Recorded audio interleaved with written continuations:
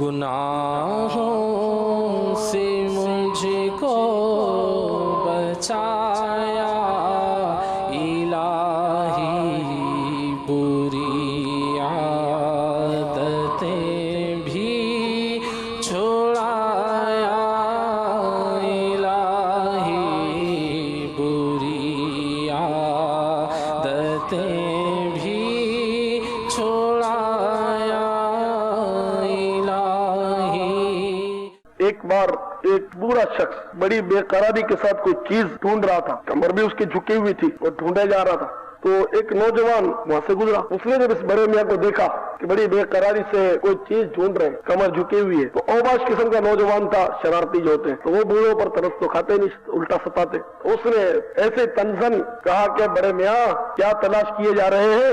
بڑے دل نشین انداز میں اس بڑے میاں نے دقت کے ساتھ ڈبڈبائی آنکھوں سے کہا کہ بیٹا گمشدہ جوانی کو تلاش کر رہا ہوں۔ وہ نوجوان چونک پڑا۔ اب وہ بڑے میاں کہے جا رہے ہیں کاش وہ مجھے مل جاتی تو میں اپنی ان تمام غلطیوں، کوتاہیوں اور خطاؤں کی تلافی کر دوں گا جو میں نے جوانی میں کی ہے۔ افسوس کہ جوانی کی مستی میں مست ہو کر نہ میں نے اللہ کی عبادت کی، نہ کوئی نیکیاں کی، نہ اپنی آخرت کی تیاری کی۔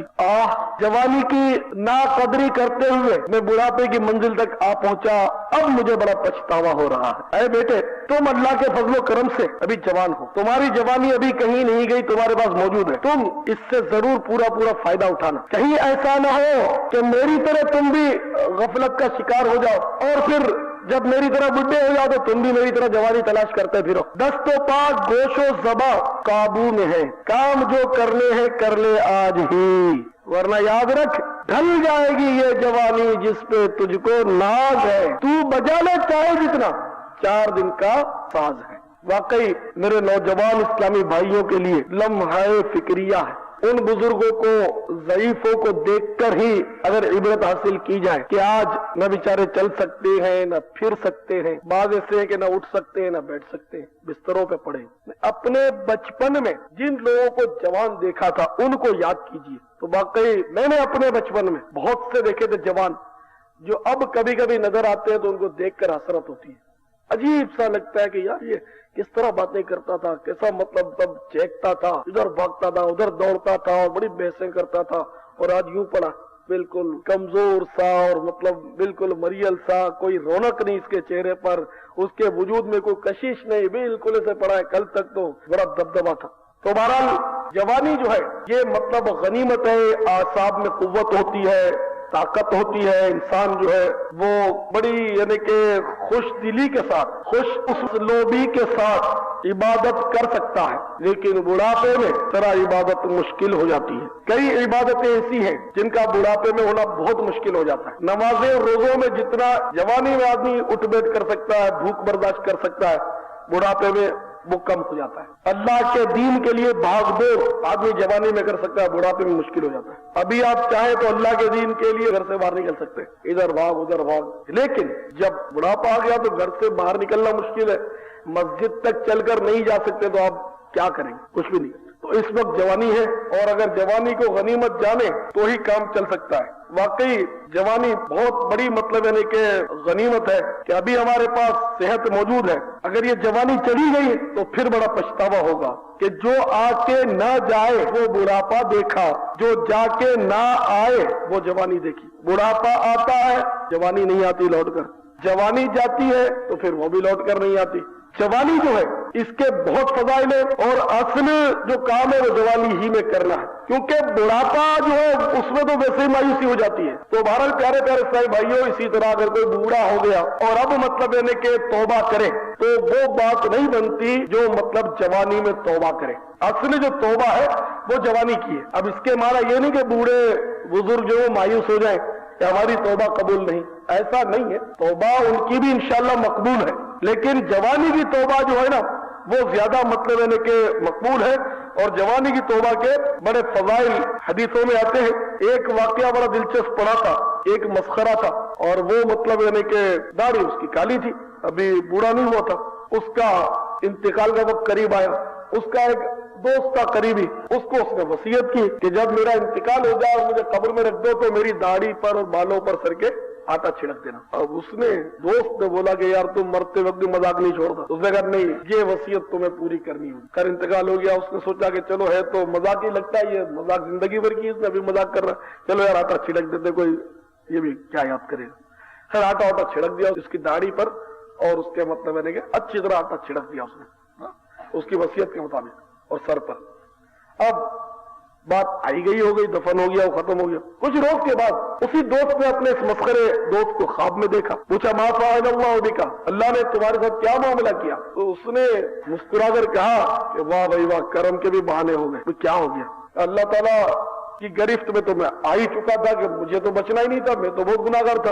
तो मैंने झट अल्लाह ताला की बारगाह में अर्ज किया कि या अल्लाह गुनाह तो बहुत किए, इबादत की नहीं, मगर मैंने सुन रखा था कि तू सफेद बालों की ताजीम करता है। अब सफेद बाल जितनी उम्र भी नहीं हुई मेरी, तो जवानी में चल पड़ा। तो मैंने ये सुन रखा था कि सफेद बालों वालों की तो ताजीम करता है, तो मैंने वसीयत कर दी थी कि मेरी दाढ़ी पर और सर के बालों पर आटा छिड़क दे रहा हूं। तो इस तरह मैं ऐसे ही सफेद बालों की नकल करके चलता हूँ, शायद काम हो जाए। तो या अल्लाह मैंने मतलब सफेद बाल वालों की नकल की थी, सफेद बाल है नहीं मेरे। तो अल्लाह ताला मेरी इस बात पर बहुत खुश हो गया और अल्लाह ताला ने मेरी बख्शिश फरमा दी। एक हदीस में फरमाया 7 आदमियों को, 7 किस्म के लोगों को अल्लाह जल्ल मजदूहू अपने अर्श के साए में जगह अता फरमाएगा। इनमें एक वो भी होगा नौजवान जिसने अल्लाह की इबादत में परवरिश पाई हो। तो प्यारे प्यारे इस्लामी भाइयों, प्यारे प्यारे नौजवान इस्लामी भाइयों, अपनी जवानी पर मत इतराओ। ये जवानी ये मत समझना कि ये आपको सदा बाहर रखेगी। जवानी में तौबा करके मजे लूट लो जिंदगी के, कोई गारंटी नहीं कि बुढ़ापे की दहलीज पर कदम रखोगे या नहीं रखोगे। रोजाना न जाने कितने नौजवान इस दुनिया से रुखसत हो जाते हैं। एक बार खिलाड़ियों की एक टीम 20 मिनट का रास्ता था हवाई जहाज का, एक मतलब यानी के जगह से दूसरी जगह जाने के लिए वो हवाई जहाज में सवार हुए।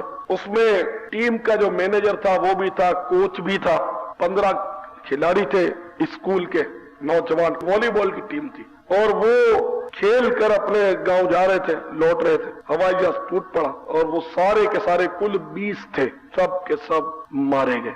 अब देखो ये सारे नौजवान मारे गए सारे। तो ये मत समझो कि मतलब बुढ़ापा आएगा। हुए नामवर बेनिशान कैसे कैसे, जमीन खा गई नौजवान।